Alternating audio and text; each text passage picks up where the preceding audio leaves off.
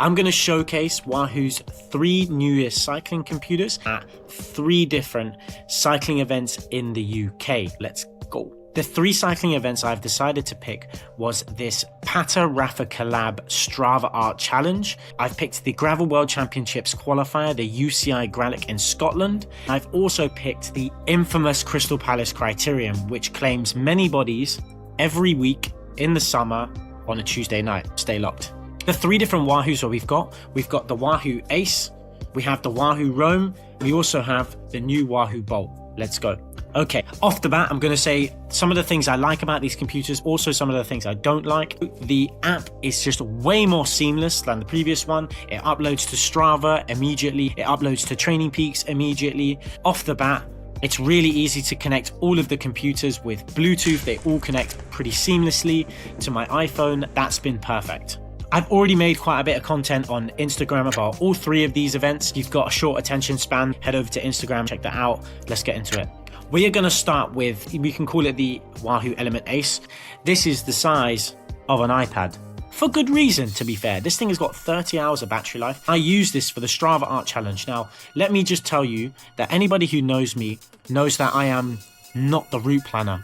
I am not the person who knows where to go. I am on the group rides for moral support. I'm not here to show you new roads.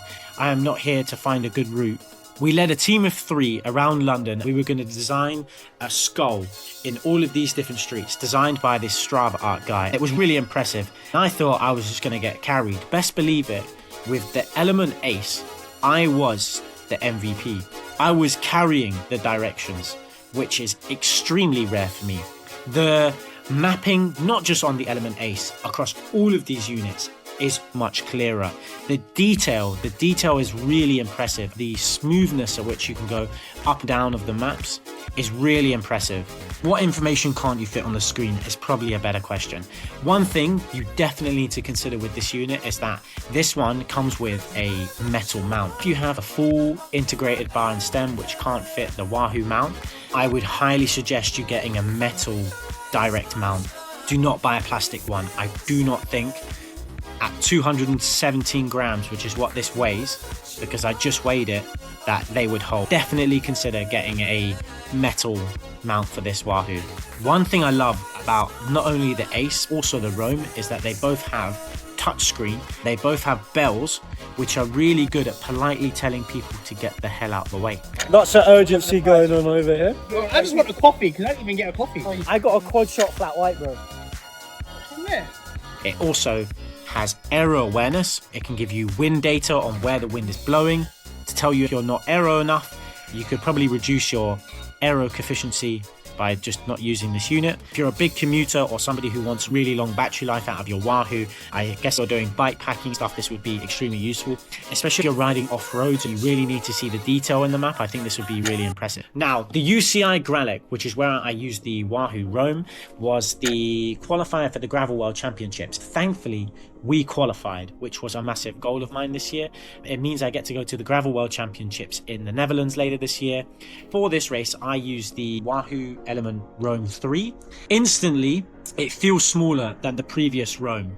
Actually, it feels really similar to the old Bolt. I was like, okay, I feel like this kind of defeated the purpose of the Roam. I was wrong. The detail in this map is incredible. Really incredible. I really think I'll get to which one I think is the MVP at the end. This one is also touchscreen. It has a bell on it, which is really good. Again, this is great for when you're riding in groups in gravel. You also need a map. You also want to have a computer that's quite light, because it's really important to follow the GPX in a lot of the gravel races. This came in extremely clutch. The bell is great for telling people to get off the front as well, who are riding pretty slow. It got me through the Gralic with absolutely zero problems at all. It has 25 hours of battery life, which is just a lot. This one weighs 114 grams for the weight weenies that want to know that. I believe there is only one other UK gravel race where you can qualify for the Gravel World Championships. This is going to be in Wales later this year. There are a few more in Europe which you will have the chance to qualify. If you do want to qualify for the Gravel World Championships, try and go to some of the ones in Europe to get a taste for it. Give the one in Wales a crack as well. I've made a whole video on how to qualify for the Gravel World Championships. If you haven't watched that, go watch that after this video. I did a deep dive into how to qualify, some of the things that you can do to improve your chances of qualifying. Go check that video out afterwards. We like this one. Okay, the third and final test event that we went to, we were going to be testing the Element Bolt 3. I've had lots of generations of the previous Bolt. Crystal Palace Crits is in a very infamous crit in the UK or in the London cycling scene. It runs during the summer on a Tuesday night at 6 p.m. Now, this criterion claims a lot of bodies every week. The past few weeks have not been any different. Oh my god. I think the Bolt is perfect for crit racing. I think it's perfect for crit racing because A, it weighs nothing, 88 grams. It has 20 hours of battery life. For commuting through London, the map is plenty of detailed enough. It's not going to be the best navigating unit in the world in terms of clearness. The other two units are bigger, they've got bigger maps, that makes sense. For those that are not that fussed about the mapping features, it's still really good. This actually feels smaller than the previous Bolt. The screen even feels smaller. The screen, the updates that Wahoo have done to the detailing of the map make it just seem much better. I'm thoroughly impressed by the Bolt 3. Really impressed. I will be using this unit a lot. I will be using the Roam a lot as well. I think this will be good for racers. I think this is a perfect unit for the weight weenies, the people that don't want to add big things to you. One thing I would really like, which I was a little bit bummed about, was that this doesn't have a bell. It's not touchscreen. I'm okay that it's not touchscreen because it's a super small screen anyway. I like the button features. It would have been really nice to have had the bell on here. I think we should start a petition for Alec Briggs at Crystal Palace to have a bell on his units. We won't be sending him one of these, I hope, Wahoo. Because anyway, we had some funny instances in Palace. I'll share some of the clips, some of the shenanigans that goes on at Crystal Palace here.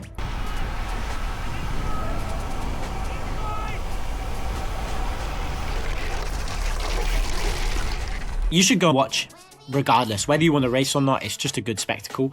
Dead Man's Corner is where you want to stand if you want to hand out some parking tickets. The first race I did this year, I have to race with the third cats this year because I haven't got enough points. I would like to race with the E12s because it's a slightly smoother race. Anyway, first race I finished like 5th or 6th. I was pretty happy considering everything, getting back into it. It's a very specific effort, Crystal Palace. It's a 4.5 corner criterium. It's a lot of the getting around Crystal Palace is not an easy feat. It takes a lot of not just power, but also a lot of efficiency when you're cycling, knowing when to use your energy, also just being efficient with your pedal stroke and your cornering ability. Saying that, first week I finished, happy. Second week I actually DNF'd. I had to abandon. It was a forced abandon by the commissaires because, anyway, we had a few crashes on the first lap. That's fine, got through them. On one of the hairpins, the E12s were coming through the race. To add to the carnage of Crystal Palace, the circuit, they race the E12s in one group, you have the third cats in another group, you also have the women in another group. There's 3 groups careering round. You've also got the stragglers who get to ride round as well. We get to this corner, the E12s are coming through. We don't really hear much shouting. It would have been good to have Alec Briggs with the bell ringing his way through. Anyway, they're shouting. We hear them at the last minute on the corner. We're mid-corner by the time they come careering through. One of the VCR riders on the inside who was riding really strong that day, actually, I think he would have won. He would have won, actually. Anyway, he moves out. He moves into me. For the next, what feels like eternity, I feel like I'm just falling. I come to a complete stop. I'm like, how the hell did I not come down here? How the hell? Doesn't make any sense at all. Everybody, you can use the Bolt too. I suggest we have a petition for Alec Briggs to use the Roam or something with a bell. With that is the 3 instances of using the Wahoo Element computers that we've got. For me, the MVP is the Roam. The Roam is really impressive. It's just a little bit bigger than the older Bolt. It's got good battery life. It's got a good touchscreen. It's got a bell. It's not too big. It's perfect for gravel racing, which is the majority of the racing that I do. Thank you, Wahoo, Sigma Sports, for sponsoring this video. You want to watch it back on the camera?